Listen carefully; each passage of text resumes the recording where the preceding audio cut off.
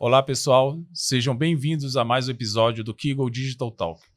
Iniciamos agora a nossa terceira temporada de assuntos quentes que estão no mercado sobre qualidade, cibersegurança, ambientes, desenvolvimento. E eu me chamo Rogério Ataíde, sou CTO na Kiggle e estamos aqui com convidados que vão abordar sobre um tema bem específico. Ana. Olá, meu nome é Ana Vitória, eu sou Head de Segurança da Kiggle, eu sou uma mulher parda, cabelos pretos, uso óculos de grau, estou usando uma roupa preta, tá? E hoje é um tema bem atual, como visibilidade, automação e governança reduzem riscos no mundo híbrido. Estamos aqui também com a Susan. Susan é nossa parceira Ivante, conhece muito da parte de tecnologia, está atenada sobre as principais tendências de mercado e vai falar sobre o tema aí da questão de superfície de ataques. Aí eu passo as palavras aqui para a Susan. Susan, fala um pouco aí de você, como é que você se sente aí com nesses desafios da tecnologia, da cibersegurança. Conta um pouco para nós aí. Bem, obrigada pelo convite, pessoal. Eu sou a Susan, eu sou Territory Manager da Ivante, então eu cuido de tudo que é sul e sudeste dentro da Ivante. Eu sou uma mulher parda, né, cabelos pretos e longos, estou usando óculos e uma camisa cinza. Super prazer, obrigada, Kiggle, pelo convite, obrigada, Ana, Taíde, é um prazer estar dividindo com vocês hoje aqui. Acho que tem muita coisa que a gente pode conversar sobre esse tema hoje, além de ser muito atual, né, então de cada 20 clientes que a gente fala, está preocupado com isso, está preocupado com o mercado vai se comportar e como eles mesmos conseguem também ter mais segurança no seu negócio. Você chegou num determinado ponto que o assunto ele é bem abrangente, então a gente está falando aqui sobre superfície de ataque e já iniciando esse nosso bate-papo, porque hoje em dia tem muitos ativos que continuam invisíveis dentro da organização, dentro daquele ecossistema, às vezes eles são até mesmo ativos críticos, né, que estão ali dentro de todo o contexto de negócio, de toda uma jornada. Por que isso ainda acontece dentro das organizações? Essa pergunta é excelente. Eu acho que nos últimos anos, cada vez mais, as empresas investem em tudo que é moderno, né, tecnológico. Mas, às vezes, a gente esquece de fazer o bom básico dentro de casa. Então, por exemplo, não é muito comum a gente encontrar clientes que ainda fazem a sua gestão de seus ativos numa planilha de Excel, né? É raro, mas acontece sempre. Além disso, tem um outro fator que também acaba impactando muito no processo, que é a questão da Shadow IT, né? Então, da maioria dos nossos clientes, a maioria das pessoas com que a gente conversa, hoje ainda sofrem, mesmo com um bom processo de governança, com tendo algumas coisas que a própria tecnologia, segurança da informação, acaba tendo como pré-requisito para poder colocar dentro de casa, negócios ainda têm uma celeridade que às vezes é diferente o time, né, entre negócios e tecnologia. Então, negócios acham que contratei, posso botar para dentro de casa que depois tecnologia se ajusta, e tecnologia às vezes nem descobre que a contratação aconteceu. E aí, muitas vezes, como a gente falou no começo aqui, isso é feito de forma manual, né? Então, o cara tem uma planilha de Excel, ou ele tem um sistema que faz patch, né? Que ele faz, que a gente chama de half. Ou ele faz só para hardware, ou ele faz só para software, ou ele não faz para nenhum dos dois. E o Shadow aconteceu por causa da descentralização aí, no caso Exato. do controle que se tinha centralizado ali dentro da TI, dentro das áreas críticas que cuidavam, né, desse ecossistema. É isso. E aí, quando você pensa numa organização, a gente está falando de uma organização que muitas vezes tem várias áreas de negócio, né? Então, eu tenho negócio como negócio, eu tenho financeiro, eu tenho um RH, né? Então, cada um olha para a sua necessidade naquele momento. Então, a gente, por exemplo, fala assim, mas isso acontece só em empresas muito grandes? Não. Em empresas de médio porte, pequeno porte também. Pensa o seguinte, às vezes, o cliente fala para a gente assim, olha, eu quero contratar um produto X, seja ele qual for. E aí a empresa olha assim, tudo bem, o meu especificidade é para negócios, não para tecnologia. Então eu vou conversar só com o cara de negócios. Eu não faço uma homologação técnica, eu não faço um pré-requisito técnico. E aí tecnologia, de repente, descobre lá na frente, quando ele passa às vezes por uma auditoria, um PCI da vida, um CISO, ou seja lá o que for, que tem algumas coisas que estão ali que estão escondidas. E aí vem desse termo de Shadow IT, né, onde o cliente fala assim, tá na sombra. Quem aprovou? Negócios contratou. Mas quem validou?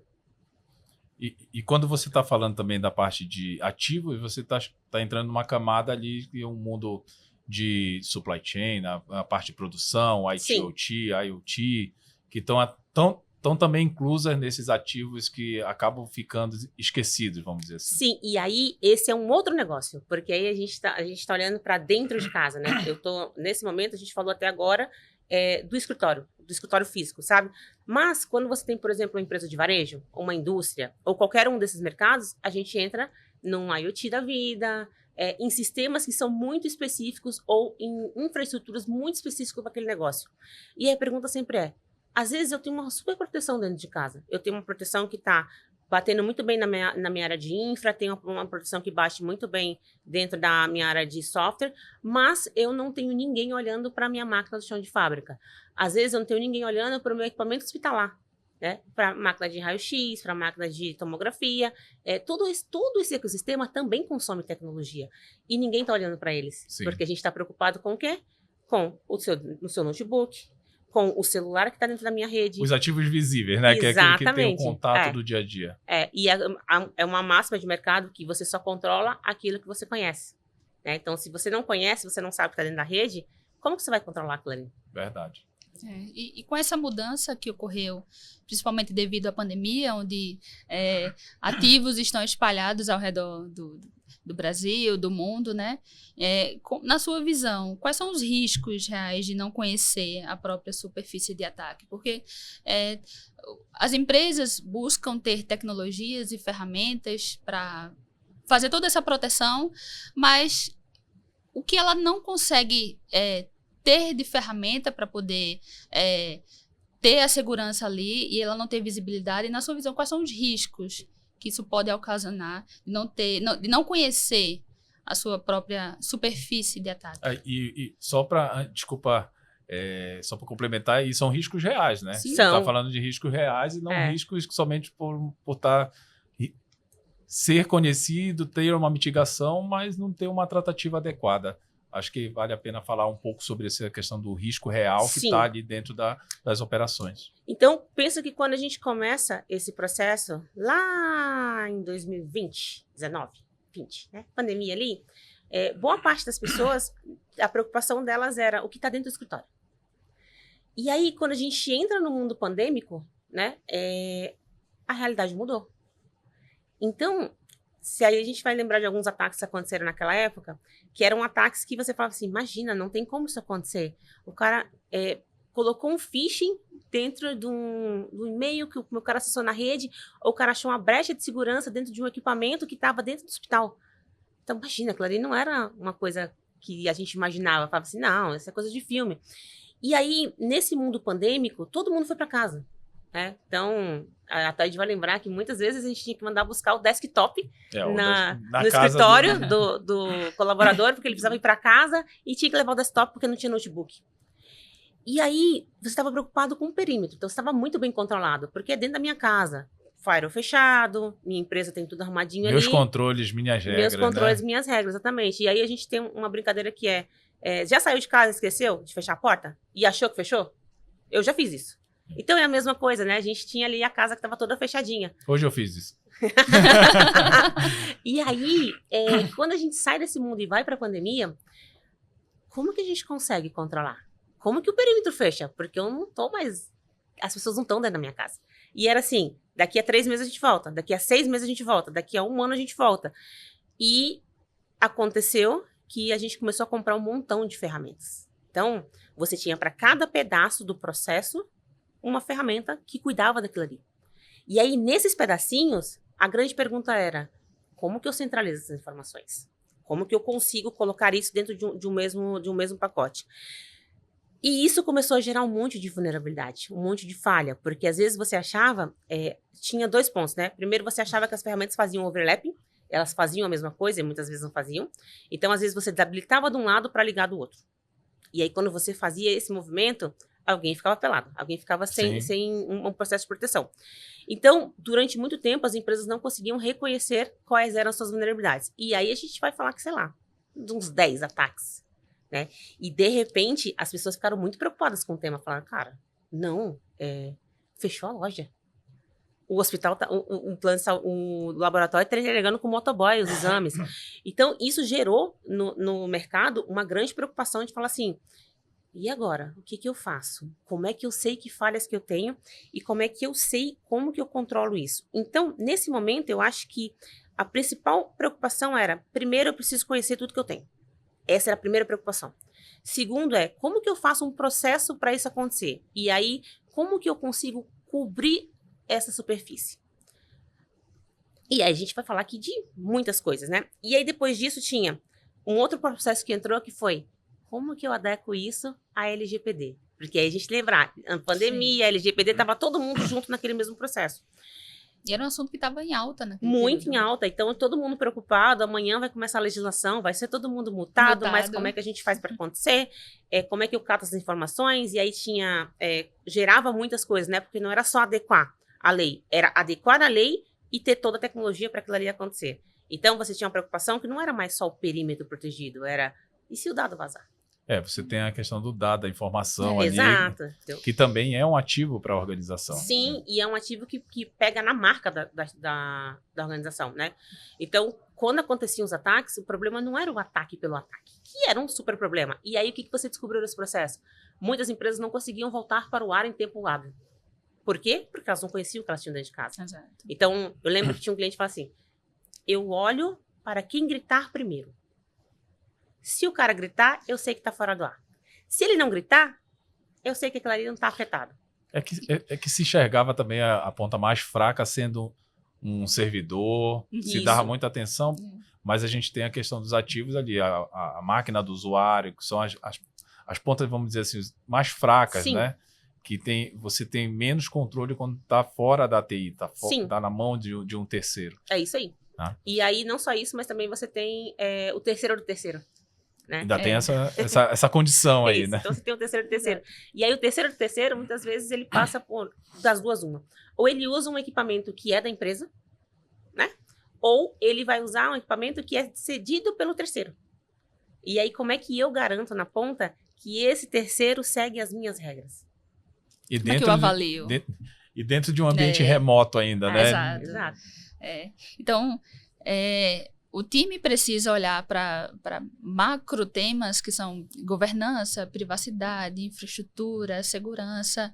E como é que eu consigo responder a tempo a um incidente? Né? Como é que eu consigo tratar isso de uma forma que eu consiga identificar os meus ativos, a minha superfície de ataque em cada ponto do meu ambiente e eu consigo responder isso rápido. Né? Então, tem essa preocupação também, essa dificuldade. Pergunta de milhões isso daí. Mas antes de você responder essa pergunta, que a gente entrar um pouco na prática de técnicas, né, até mesmo para responder na altura, como é que a gente consegue relacionar isso em termos de estatística, né, com o que acontece de problemas ali dentro quando a gente está falando de superfície de ataque versus o que o mercado está falando, o que tem de dados estatísticos aí relacionando tudo isso? Tá.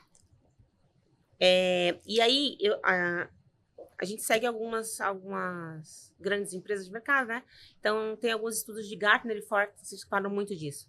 Então, por exemplo, a Gartner, e aí eu trouxe o número, vou aqui, ela acredita que até 2029, 60% dos incidentes de segurança estão atribuídos aos controles mal configurados. Então, imagina, a gente está falando de investimento, certo? A gente está falando aqui que as empresas têm boas políticas, boas ferramentas, né? Mas a tendência que o mercado mostra, para ainda, a gente está falando de 4 anos para frente, né? 2029, é que esses incidentes ainda vão acontecer pelas mesmas coisas. Eu brinco com os clientes muitas vezes, quando eu vou em algumas reuniões, que a gente está falando de coisas agora que eu falava há 12 anos atrás. Então, por exemplo, há 12 anos atrás, os clientes também tinham uma preocupação muito forte com como que eu consigo gerenciar os meus ativos na rede, como que eu consigo fazer as atualizações de patch. Então, eu falo, nossa, 12 anos se passaram. E a gente ainda está falando da mesma... mesma coisa. A projeção é que 4 anos para frente, a gente ainda vai falar das mesmas coisas, sabe? Então, esse é um ponto que pega bastante. E aí, a Forrester tem um outro estudo que fala sobre como que esses líderes de TI veem esses pontos, né? Então, por exemplo, eles falam que 75% deles esperam que o seu débito técnico aumente. Então, imagina, a gente está falando de expectativa, né? A expectativa original, geral, a gente tem um estudo interno disso, que fala sobre como os executivos veem os seus termos de tecnologia. Mas, muitas vezes, tem times que olham o time é mais conservador, mais pessimista, vou chamar assim, Uhum. e o líder é mais otimista. Mas, quando a gente olha mais a fundo, os líderes também esperam que esses débitos técnicos aumentem.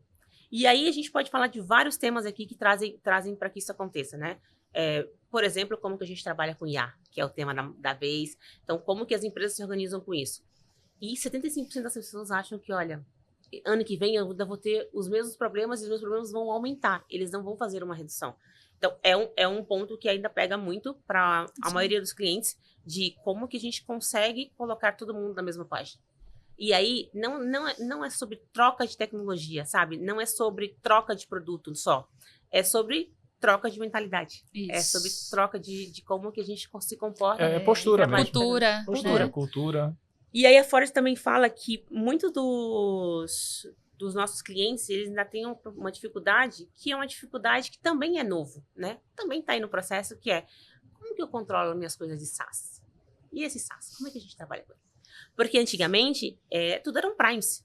Então eu comprava aqui, on-premises, botava dentro de casa e eu tinha o controle. Servidor aqui, on-premise, no data center. Isso, tá aqui. A gente estava Tô conversando olhando antes tudo. Eu tô vendo. a gente estava conversando antes do começar aqui, eu estava conversando com a Ana sobre isso, né? Poxa, muitos de nós começaram, do time técnico, começaram lá sendo estagiário num data center, cuidando da infra.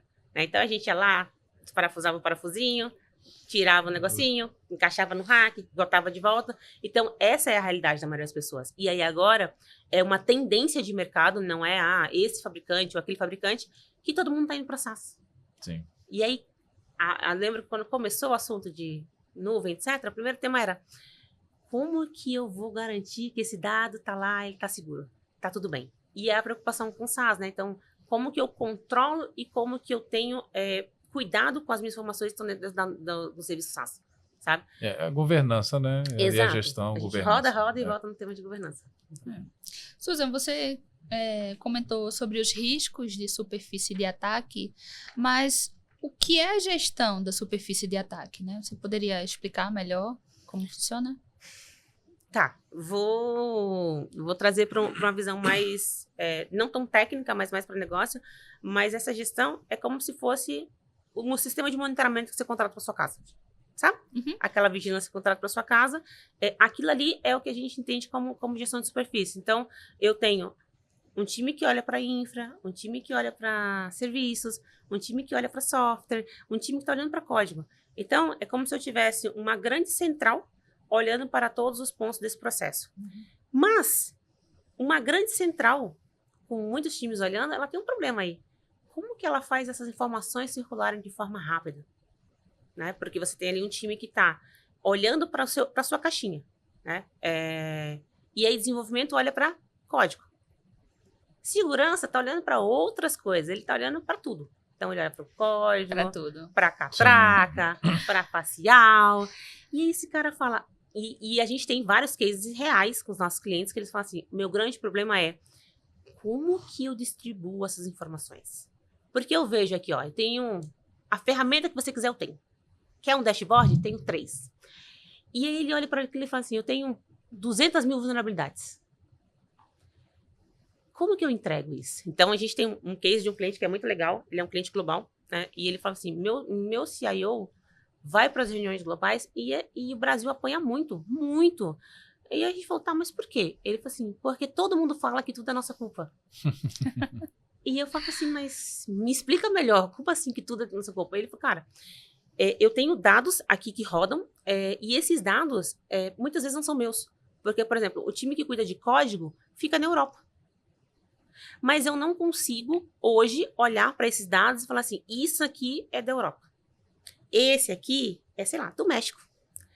E aí a culpa é do Brasil que está sendo um gargalo e não faz isso acontecer.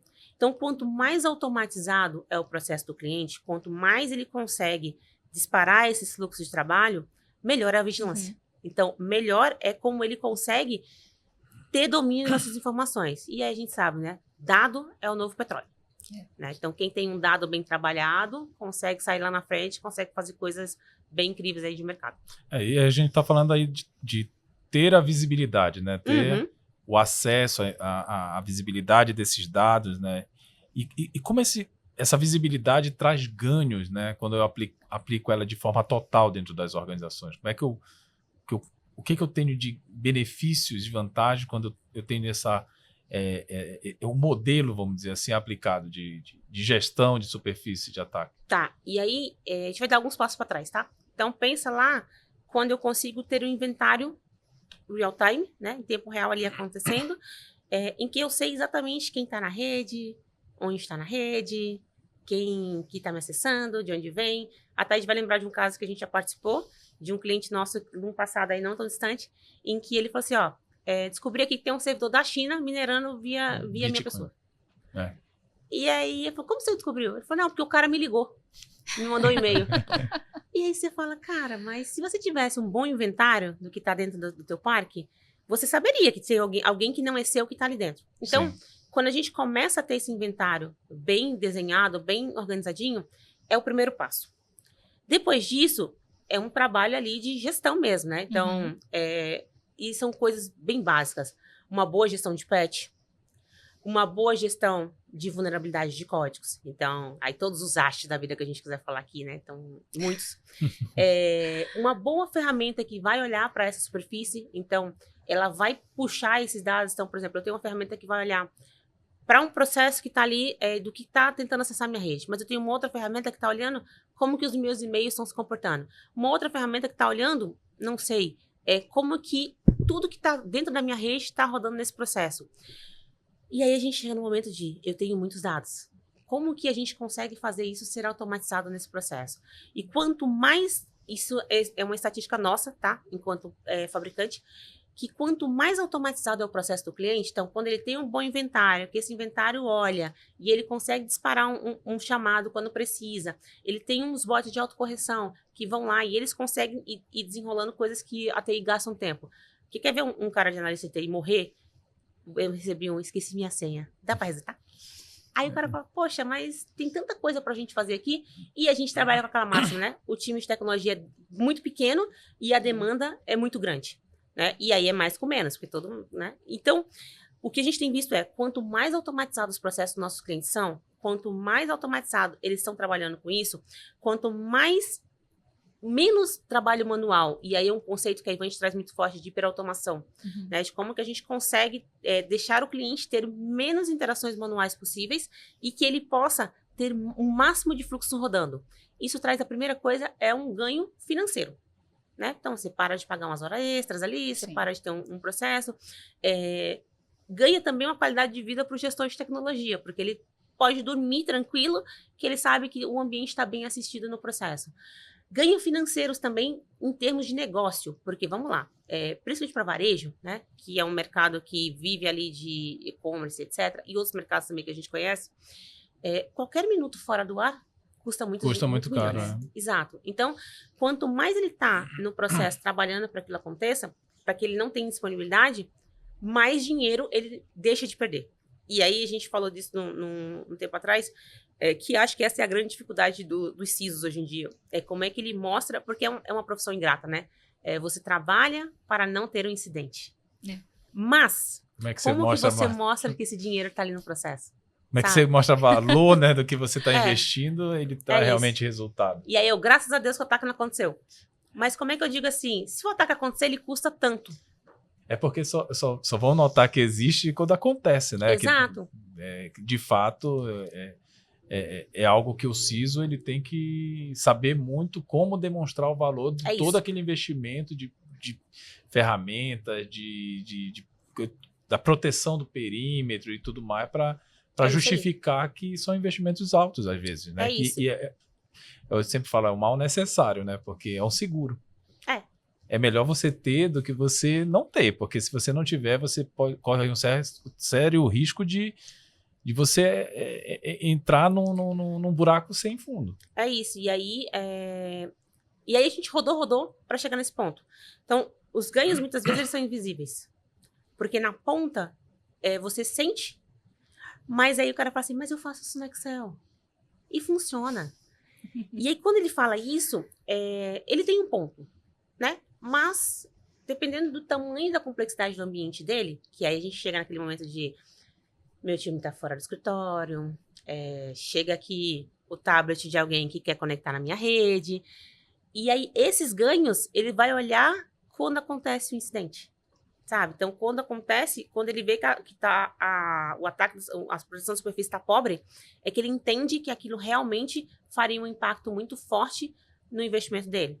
Mas, muitas vezes, a gente prefere correr o risco, né? A gente prefere, tá bom, deixa aqui rodar do jeito que tá. Não vai acontecer, né? Exato. 1000 cairão do seu lado, 1000 cairão do outro lado, e você não é atingido. E aí, a gente volta no assunto do começo, que os ataques que aconteceram nos últimos anos, eles mostram que ninguém está seguro. Então, por exemplo, todo mundo olhava para o mercado financeiro. O mercado financeiro hoje ainda é a vanguarda da tecnologia, né? Eles são sempre muito para frente, são os mais regulados e tudo mais.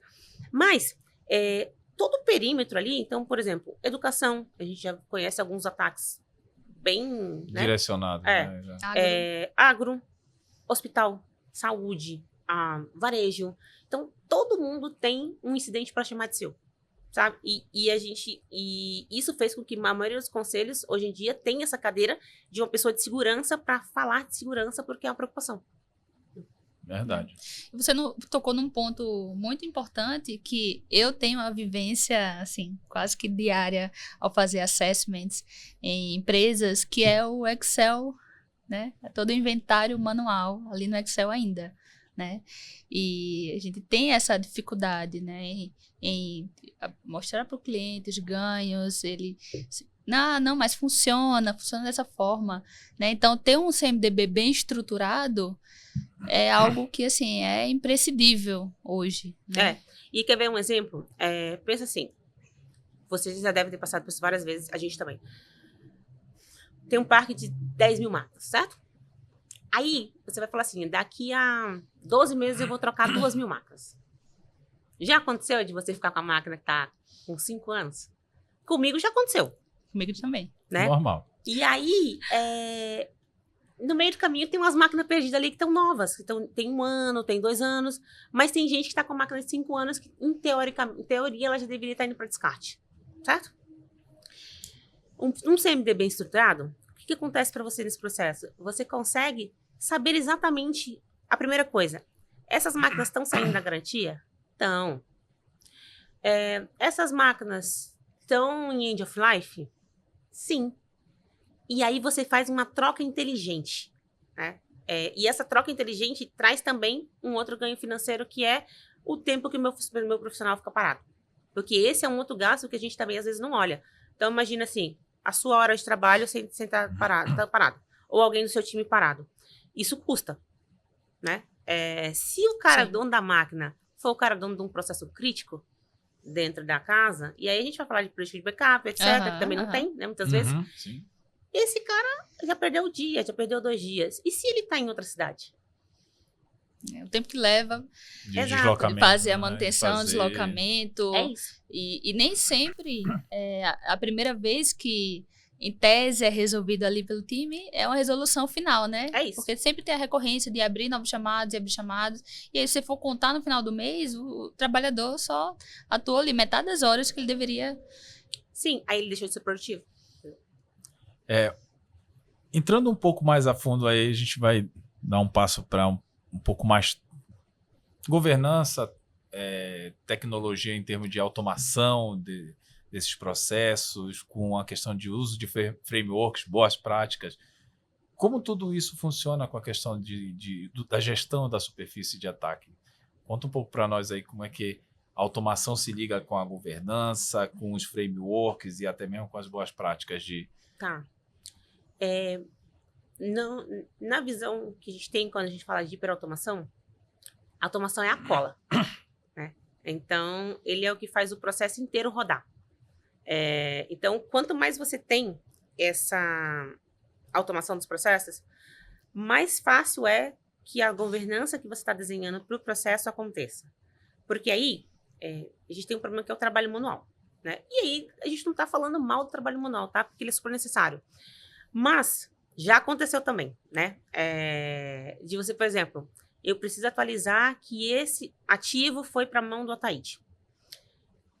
Aí, alguém ligou e pediu uma outra coisa. Certo? O que aconteceu? a Thaís está com a mesma máquina que ele estava, aquela máquina que foi para ele, não foi para ele. E a gente acaba perdendo esse fluxo. E esse fluxo vai embora, porque aí você fala assim, nem lembrava que eu precisava atualizar isso dentro do meu CMDB. Nem lembrava que eu precisava, na política que a gente tem aqui, fazer com que isso acontecesse. Então, quando você automatiza o processo, por isso que a gente fala que ele é a cola. Uhum. A automação, ela garante, né, que o processo vai seguir. Que o processo vai acontecer. Vai acontecer. Então, quanto mais automação... Então, a gente pode dar um exemplo de produtos aqui nossos. A gente tem alguns bots de correção em que os clientes, eles constroem de uma maneira tão incrível o ecossistema de automação deles que eles não se preocupam com nada. Então, por exemplo, quando ele detecta que uma vulnerabilidade vem de um patch, por exemplo, ele não tem a preocupação de ir lá, catar onde está aquela correção de patch, saber se aquela correção é confiável e aí ele executar. A automação faz tudo para ele. A gente está falando também da questão da atualização do patch do sistema operacional ali, que muitas vezes é esquecido, né? Sim. Ou se atualiza um patch que não deveria se atualizar porque vai parar alguma coisa que é crítica Sim. dentro daquele, é isso. daquele computador, do notebook ou servidor, né? É isso. Então, a gente falou desse monte de parte do processo para chegar num ponto que isso é indispensável. Então, se você consegue automatizar os seus processos, você desonera o time. E aí vocês, como gestores, já viram isso. Muitos colaboradores, eles ficam insatisfeitos, frustrados, porque eles acabam tendo uma quantidade de trabalho operacional, burocrático, que ele fala, cara, eu não precisava ter esse monte de trabalho. E aí ele se desanima. Sim. Ele vai em busca de novos desafios, e tem estudos que falam sobre isso, que muitas vezes quando esses times trocam de emprego, não tem a ver simplesmente com uma troca por uma troca, mas é porque ele se sente subutilizado e muitas vezes obsoleto na sua função. Porque ele é um preenchedor de planilha e outras coisas. É carreira, né? Exato. Ele não se vê uma carreira naquela É isso.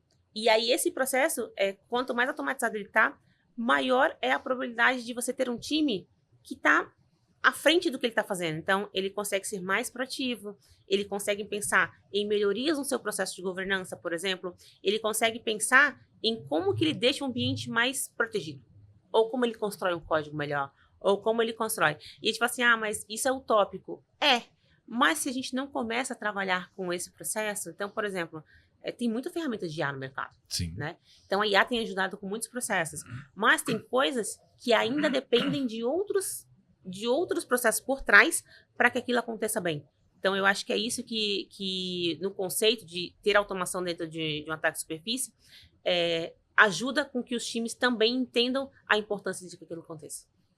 Mas só automação resolve uma parte, né? Sim. Então, existe automação, a hiperautomação, existem vários artefatos aí, né? Procedimentos automáticos e tudo mais, mas a gente tem outra parte de boas práticas. Essas são as mais framework, importantes. Né? Porque não adianta eu ter uma Ferrari, né? uma super aplicação de proteção, mas eu não faço o by the book, né? O correto para que aquilo esteja bem protegido, bem configurado, bem parametrizado para dar a resposta aceitável, né? E recomendada. É isso aí. Né? E aí, a gente pode falar de vários aqui, né? Então, desde uma ISO, de um NIST, de um CIS. Então, tem muitos processos, né, de controles e eu acho que uma coisa que o Ágil trouxe muito para a gente é a questão de tudo pode ser ciclo curto, né? Então, a gente consegue também ter esses ciclos de descoberta e correção de vulnerabilidades mais curtos. Ele não precisa você passar por uma grande descoberta. O que acontece? Descobri 500 mil vulnerabilidades. Eu já me desanimei. Já não vou conseguir aqui trabalhar com isso, porque vai me dar um trabalhão. Mas se eu tenho vários pequenos ciclos descobrindo 5 mil... Eu nunca vou terminar, né? Exatamente. Quando é que eu vou acabar esse negócio? Fala, meu Deus, por quê? Por que eu comecei a fazer isso aqui? Mas quando ele tem microciclos, ele consegue olhar para aquilo e falar, aqui a gente resolveu, né? E quando eu resolvi esse aqui, eu posso partir para esse. Ou eu distribuo. Falo, esse ciclo aqui é o ciclo do pessoal de infra. Esse aqui é o do pessoal de desenvolvimento. Esse aqui é do pessoal de segurança raiz ali, segurança forte. Segmentando, segregando. Exato. Aí, né? Então, isso ajuda também com que os clientes consigam ter uma melhor visibilidade dos seus ambientes. Então, um bom framework, né? E eu acho que framework é um tem que ter, sabe? Você tem que seguir alguma Tem coisa. que seguir algo. Não Senão dá pra... você vai seguir a sua mente, né? Isso.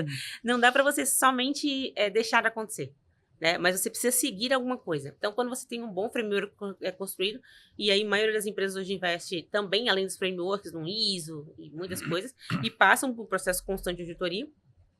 Então, isso ajuda com que os clientes tenham uma trilha. Eu acho que os ciclos pequenos também ajudam a ter um processo mais estruturado e que ele aconteça de uma forma mais rápida também. Segregar também, priorizar também é algo que é importante. Planejar. É isso. Acho que o planejamento é algo que você precisa se atentar. Onde é que eu vou focar primeiro, onde depois eu vou para o próximo, e assim você vai cobrindo todo o que necessita. E os frameworks, eles conseguem passear por todo o ecossistema, né? Sim. Tanto infraestrutura, a parte de gestão de acessos, a parte de segurança, a parte de governança. Então, é possível, com essa abordagem, seguindo um framework, melhorar não só a segurança, mas também toda a produtividade e conformidade?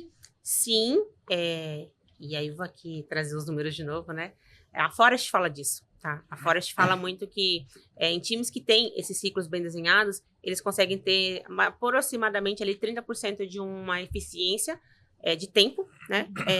E uma redução de 40%, mais ou menos, de detecção e resposta. Então, quando você pensa assim, fala, cara, é o básico bem feito, né? Que você falou lá atrás. Quando eu consigo ter esse básico bem feito, eu consigo estatisticamente melhorar os meus processos. Então, 30% de um dia é 8 horas. São 8 horas de trabalho. 40% de um dia são mais tranãs horas de trabalho. Então, imagina, você ter 8 horas de trabalho para você fazer outras coisas, né? Então, você tem um dia de trabalho para ajudar com outros processos.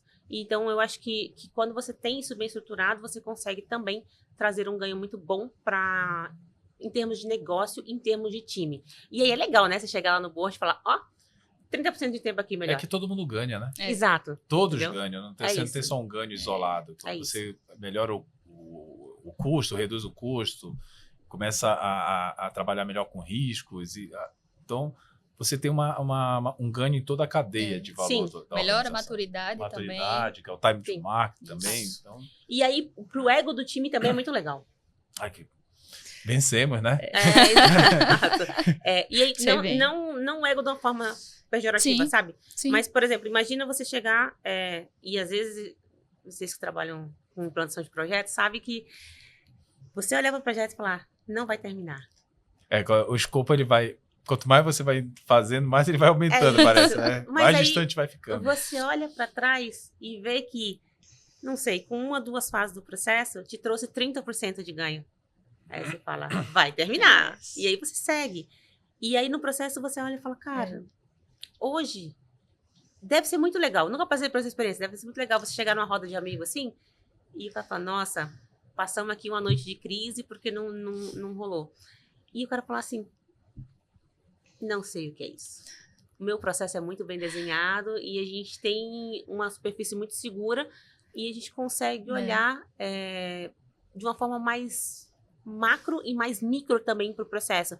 Então, eu consigo investir o tempo. Deve ser muito legal fazer isso numa roda de conversa com os amigos, assim. E para Kigo, como consultoria, é muito bom apresentar isso para um diretor, né? Mostrar o trabalho que a gente fez, os resultados, principalmente quando uma empresa não tem tanta maturidade, não tem processos bem estabelecidos, diretrizes e políticas bem estabelecidas. Então, isso é muito bom apresentar, não só para mostrar o resultado de todo o trabalho que foi feito, mas para mostrar, agora a tua empresa, né, agora, tem essa maturidade. É isso. E para a gente, como fabricante, também é muito legal.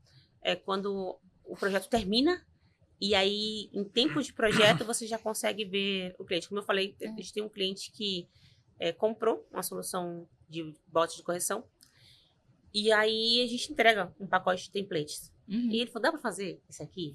Isso aqui, dá para fazer? Então, de repente, ele tinha 3 vezes mais do que a gente entregou de default, sabe? E aí, como vocês falaram, às vezes não estava no escopo, mas ele engajou tanto, endossou tanto que o projeto vai entregar valor para ele, que ele faz acontecer. E aí, esses são os cases de sucesso que viram grandes histórias de Sim. melhoria de processo, sabe? E é uma felicidade porque já acaba que a gente também, tendo a vivência dentro do cliente, a gente acaba tendo um senso de dono, né? É. Então, fica feliz por estar em compliance com o framework, em conformidade com outras normas circulares, e é muito feliz. É legal.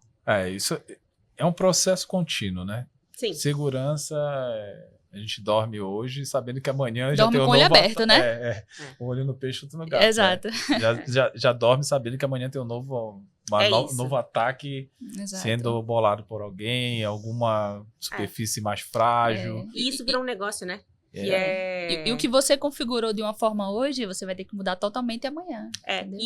Isso virou um negócio, e um negócio muito lucrativo. Muito lucrativo mesmo. Assim. Sim. Então, a gente tem um centro de inteligência que olha para isso.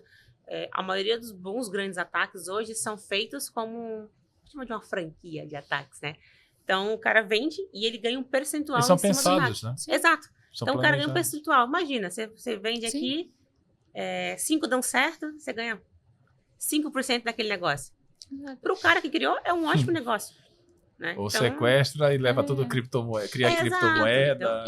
E mencionando esse fato de ataques, né? Antigamente você precisava ser maior fera em hackear para poder fazer aquele ataque. Não, hoje tem o Ransom as a Service. Você paga ali e consegue fazer aquele ataque acontecer só pagando. A gente sem brinca precisar que é a botar a mão na franquia dos massa. ataques, né? Então, quando você tem um RAS, ele nada mais é do que alguém tá passando o dia inteiro ali pensando, e esse cara é muito lucrativo, porque ele tá ganhando um percentual em cima de todo ataque que acontece. Né? E às vezes esse percentual, a gente fala muito de dinheiro, mas eu acho que não é só sobre o dinheiro, sabe? Assim, sobre todo o impacto que causa na cadeia. Né? Uma empresa que ela sofre um ataque, primeiro, ela perde muita grana. Sim. A imagem também tem Segundo, muita balada. ela precisa contar que aquilo aconteceu. E como contar? Exato. Como que você liga pro CEO? Oi, Então, como você tá? Tá Dormiu sentado? bem? tá bem? Tá Senta aí, sentado? por favor. Toma água. E aí, quando a empresa paga, ela também não tem segurança de que, tipo, vai receber de alta. Então, a gente conhece vários casos de mercado em que eles pagaram o resgate. Inclusive, não é recomendado, né? Fazer o pagamento. Exato, entendeu? E eles pagam o resgate e não volta. E aí, o que acontece? Atacar de novo. Novamente. E até pelo mesmo grupo. Exato. Porque aquela brecha não foi mitigada. É isso. A gente tem um case bom. Aproveitar que a gente falou de brechas. Fizemos uma POC com o cliente uma vez. E o cliente tinha acabado de sofrer um ataque. Tinha, acho que uns 3 meses. E aí o nosso time de pré-vendas conversou com o cliente, vamos. E era nada que mais que era que rodar um discovery. Aí a gente falou disso, aí eu lembrei desse ataque agora. Era rodar um discovery. E aí meu time falou assim, tá corrigido? Tá. Tem 3 meses já passamos esse nervoso, já tá tudo ótimo. Na primeira rodagem do discovery que a gente fez com o cliente, e aí a gente perguntou, qual foi a brecha? Ele explicou, Qual a etc. causa? O que aconteceu? Tá. Do parque dele tinham 70 máquinas que ainda estavam com a mesma brecha. Mesmo ele achando que tinha mitigado, tudo remediado, mas ainda tinha... Então, o que isso quer dizer? Que mesmo quando ele faz... o cliente acha que está tudo bem, se ele não tem o domínio sobre que é a todos nossa os primeira ativos. parte do assunto, se ele não tem o domínio... Ele não conhece tudo que tem dentro de casa. Exato. Essa é a verdade. E aí, como é que ele garante que aquilo realmente está protegido? Ou, pior ainda, como que ele garante que as correções foram feitas de forma satisfatória? Porque às vezes ele só corrigiu, mas... Mas será que ele validou? Testou também? Exato, Quem testa os validou? controles? Será que foi o mesmo time que corrigiu? E aí, enfim, a gente vendeu o projeto. Tem N questões aí. Tem a questão da... Será que a TI atualizou a imagem que vai para dentro daquela máquina, não está indo com o mesmo tipo de vulnerabilidade? Então, tem várias camadas. Mas é o poder de conhecer bem a sua superfície, sabe? É o poder... E aí, a gente está falando de coisas que são básicas, né? Que são os ativos. Mas quanto mais você conhece, mais domínio você tem das informações, mais fácil é que você consiga mitigar os riscos. Vai estar 100% seguro? Você falou disso, né? Todo dia a gente dorme e acorda pensando em como que a gente deixa o ambiente mais seguro. Mas, quanto menos risco você tem, menos coisas você tem para se preocupar. Sabe? Verdade. E isso tudo é risco de digital, de produto digital, de negócios que já nasceram digitais, né? E falando, olhando para frente, futuro, como é que você enxerga essa questão do futuro, as tendências que tem estratégias para esse mundo aí, né? Esse pedacinho desse mundo, vamos dizer assim. Eu vou chover no molhado aqui, né? A gente sabe que IA é o assunto que vai dominar por muitos anos ainda. Porque, primeiro, apesar de ser um assunto antigo, né? Porque tecnologia... Antigo novo? Antigo novo que ainda está em alta. 6 meses é antigo, né? Ele ainda está muito em alta porque cada vez mais todo mundo se preocupa com, né? E para os dois lados. Se preocupa em como usar e como ajudar o time a saber como usar. Né? Então, acho que segurança se preocupa muito com isso, de como saber usar, né? Porque às vezes você olha para a tecnologia e você fala, tá, vamos adotar, mas como que eu faço uma governança bem feita para a adoção daquela tecnologia? Então, esse ainda é um tema que vai rodar muito tempo ainda, porque ele está começando a chegar em outras frentes. Então, por exemplo, muito se falou de trazer IA para conhecimento, para desenvolvimento, mas agora não tão agora, né? Financeiro usa muito, então você tem ferramentas que ela já faz essas conexões. Né? Exato. O negócio olha para isso com mais cuidado, então você tem muitas ferramentas que te ajudam a trabalhar e trazer insights de negócio usando IA.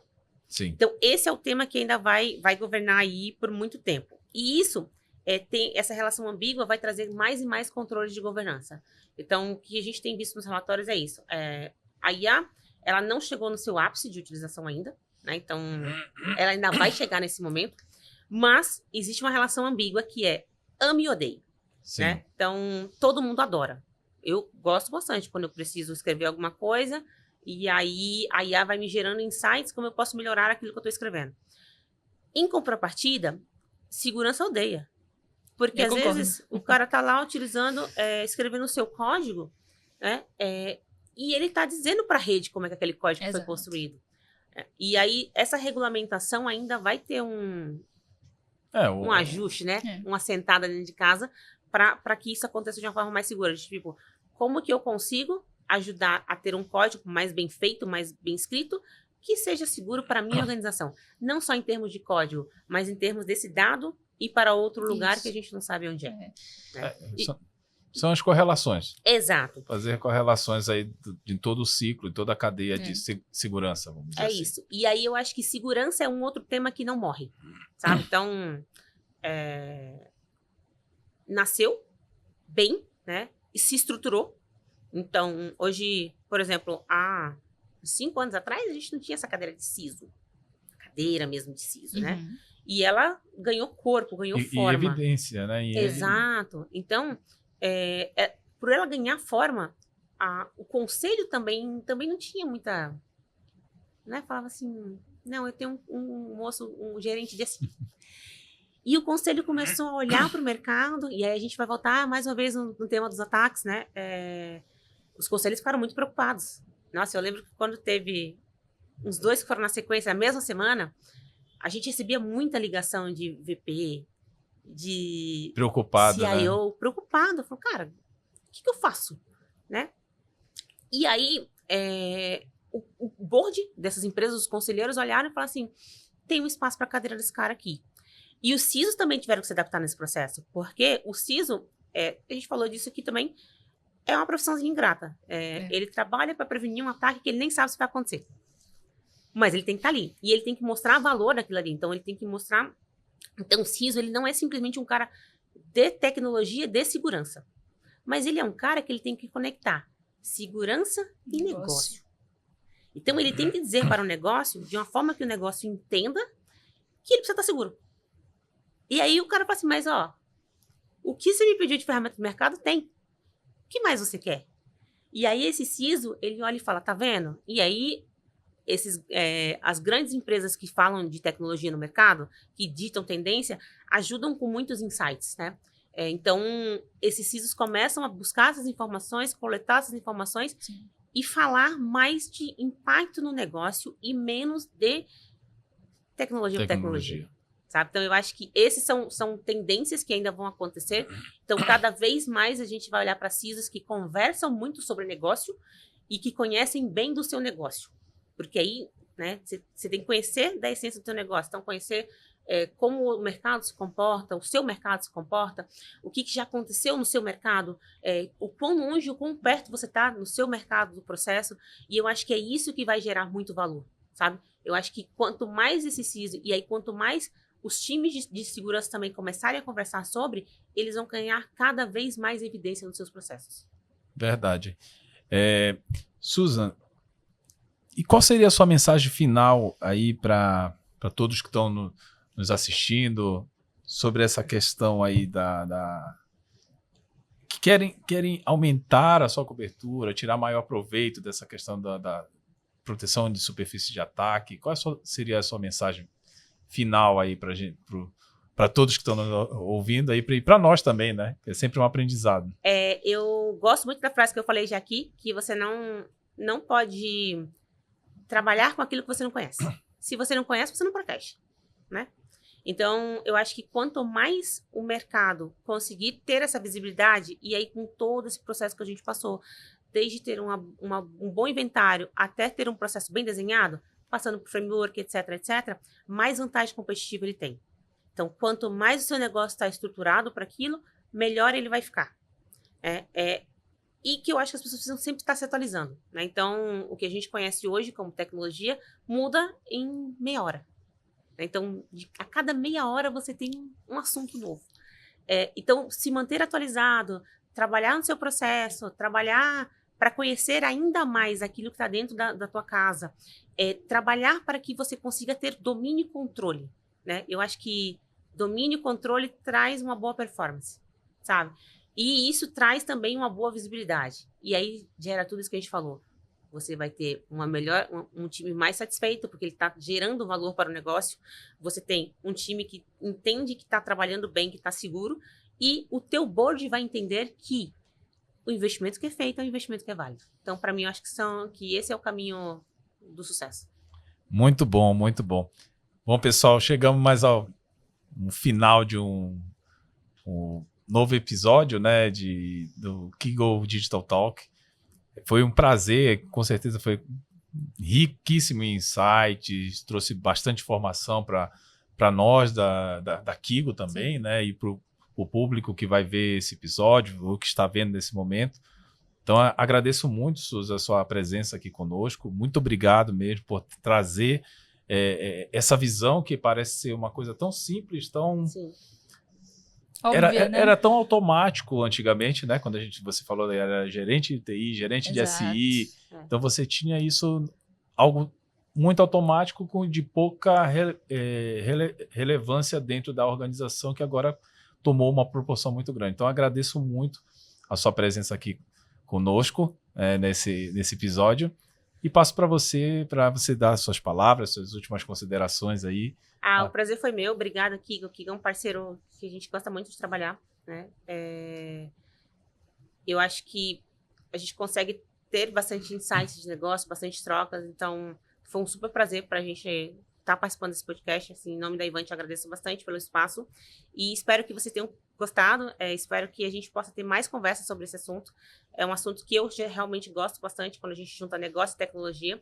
E muito obrigada pelo convite, gente. Suzana, muito obrigada pela parceria de sempre. É sempre muito bom conversar com você. A gente sempre troca aí figurinhas, né? A todo momento. Então, a Tairi também, muito obrigada. Eu sou suspeito para falar, então conheço bastante vários produtos, Ivante, não Ivante, né? Mas a gente sabe o quanto são importantes para a questão de segurança, né? E não é uma venda como vender uma caixinha simples ali de um pacote, né? E sim, ele tem muito valor agregado, todas essas soluções, seja DDR, NDR, XDR, aí tem uma sopa de letrinha. Todos os R's da vida aí. Todos os R's da vida, né? A gente sabe que questão de endpoints, superfícies, sempre foram coisas que estavam ali no nosso dia a dia, né? Que às vezes a gente não dava importância. Uma simples impressora num canto né, pode representar um risco tão grande quanto um servidor que está desprotegido dentro de um data center. É isso. Então, agradeço mais uma vez. Pessoal que está nos assistindo, não esqueçam de nos seguir nas redes sociais, no Instagram, no LinkedIn, né? Lembrando que nós estamos na nossa 3ª temporada. E espero vocês e aguardo vocês no próximo episódio. Até mais. Valeu.